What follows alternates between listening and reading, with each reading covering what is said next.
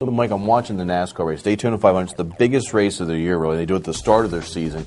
And Dale Earnhardt Jr., I'm watching this guy. He gets a penalty, gets a second penalty, then he causes an accident and blames it on the other driver. And I keep thinking, this guy is one of the biggest sellers in their field, and yet he's this media-created superstar. What has he really done in the sport? It's all sizzle and no steak. He's almost.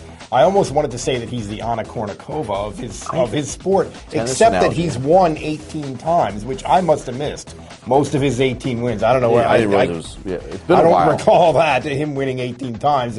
But he seems kind of fraudulent to me, and his popularity is really strange to me with an audience that would like to think of itself as, hey, we cut through the crap and can see the real thing. You know what I'm saying? It seems like he's living a little bit off the popularity of his father, but he's a good-looking guy. Oh, there's no doubt about that, and that's okay. That's okay. Yeah. But he's a good-looking guy. It's so driven by the product. It's so driven by all their sponsors and who looks good and.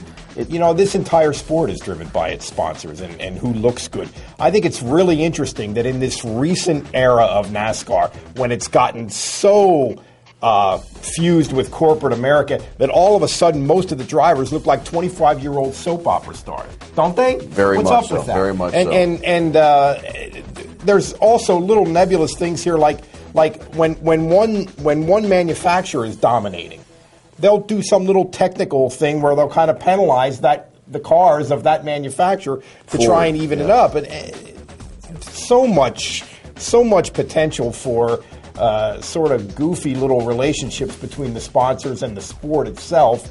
I've always been a little bit leery of that with NASCAR.